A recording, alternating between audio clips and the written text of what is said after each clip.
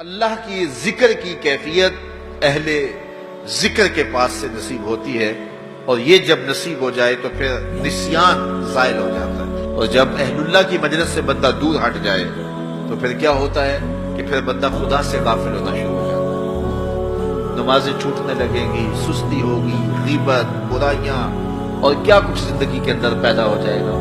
وہ کسی زمانے میں ایک گاؤں کے مولوی صاحب کے بارے میں یہ خبر پہنچی کہ انہوں نے اسلام کو چھوڑ دیا ہے اور عیسائیت کو قبول کر لیا۔ تو جو قریبی شہر کے علماء تھے، انہیں بڑی تشویش ہوئی، تو علماء کا ایک گروہ ان کے پاس گیا اور جا کے کہا، حضرت ماجرا کیا ہوا؟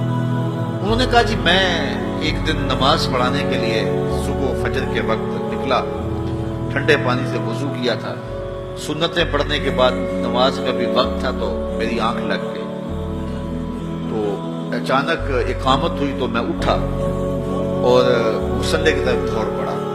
پھر مجھے خیال آیا کہ میں تو وضو کرنا ہے، لیکن میں مصلی پہ کھڑا ہو چکا تھا۔ اب یہاں مصلی چھوڑ کے جاؤں تو نمازی کوسیں گے کہ پہلے کہاں گیا ہوا تھا۔ تو اسی گو مگو کی کیفیت کے اندر میں نے جو ہے وہ نماز پڑھانا شروع کر دی، لیکن میں ڈرا کہ میں مصلی رسول کی توہین کر رہا ہوں، بے وضو نماز پڑھا رہا ہوں، کہیں اللہ کا عذاب میرے اوپر نازل نہ ہو۔ تو میں ڈرتا بھی رہا، لیکن ساری نماز پڑھائی، میرے اوپر کوئی ایسی کیفیت اللہ کے عذاب کی نہیں آئی۔ سارا دن گزر گیا، اگلی رات بھی گزر گئی، اگلے دن فجر کا وقت آیا تو پھر میرا وضو ٹوٹ گیا، تو پھر میں نے کہا اب ٹھنڈے پانی سے وضو کیا کرنا ہے، پھر میں مصلی پہ چڑھ گیا، حتیٰ کہ میری عادت ہو گئی۔ اور میں پہلے تو ڈرتا تھا کہ اللہ کا عذاب میرے اوپر نازل نہ ہو، اور پھر یہ بھی خوف ختم ہو گیا۔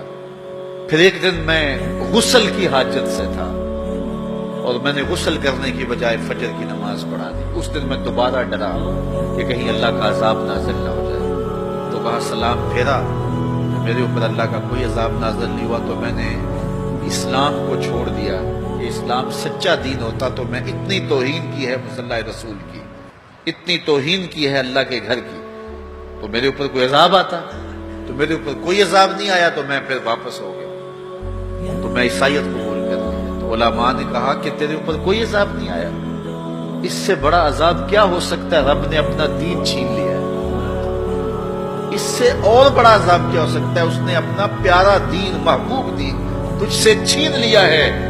اب جا بھٹکتا پھر، دھکے کھاتا پھر، تیرے سے وہ جو نور تھا وہ تو ہم نے نکال لیا، اب ایک بت رہ گیا۔ یہ سزا کتنی بڑی سزا ہے، لیکن انسان مادی سزاؤں کو سزا سمجھتا ہے۔ وہ سمجھتا ہے کہ دولت چھین لی جائے گی، کاروبار بند کر دیا جائے گا، مجھے پریشانیاں آئیں گی، میرے اعضائے بدنیاں توڑ دیے جائیں گے، آنکھوں کی بینائی اچک لی جائے گی، میرا ایکسیڈنٹ ہو جائے گا، تو یہ سزا ہے۔ پتھر اتریں گے تو یہ سزا ہے۔ کہا یہ بھی سزا کی صورتیں تو ہیں، لیکن یہ سزا اوروں کو دی جاتی ہے، لیکن یہ کتنی گہری سزا ہے۔ فَأَنْسَاهُمْ أَنفُسَهُمْ، انہیں ان کی ذاتوں سے بے خبر کر دیا جائے، انہیں پتہ ہی نہ ہو کہ ہم دنیا پہ آئے کس لیے ہیں، مقصد حیات کیا ہے۔ ساری زندگی یوں گزار کے چلے گئے جس طرح ایک جانور گزار کے چلا جاتا ہے، کھایا پیا سویا آرام کیا چلے گئے، صرف اپنی خواہشات نفس کی تکمیل میں زندگی گزار دی۔ وہ تجھے اشرف بنایا ہے، تیرے سینے میں دھڑکتا دل رکھا ہے، تجھے اس نے اپنی امانتوں کا امین بنایا ہے، تو یہ بوجھ اٹھا کے چل پھر رہا ہے، اور اگر اس نے اس کو اتار دیا تو پھر یہ بہائم اور چوپایا ہو گیا۔ اولئک کالانعام بل ہم اضل، فرمایا یہ چوپایا ہے، چوپائے سے بھی بدتر ہے، اس سے بھی آگے چلا گیا۔ تو اس لیے جب اس سے وہ دولت ہی چھین لی گئی تو اس کے پلے باقی کیا بچا؟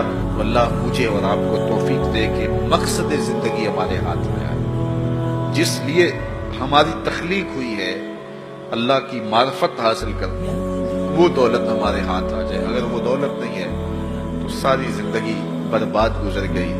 اس لیے خندق کھودتے صحابہ پر جب پیار آیا تو یہی کہا، اللہم ان العیش عیش الآخرہ فاغفر للانصار والمہاجرہ، اے اللہ زندگی تو حقیقت میں آخرت کی زندگی ہے، میرے انصار کو بھی بخش دے، میرے مہاجروں کو بھی بخش دے۔ تو زندگی مانگی تو وہ آخرت کی زندگی مانگی۔ اللہ مجھے آپ کو اس مختصر زندگی کو یاد الہی میں گزارنے کی توفیق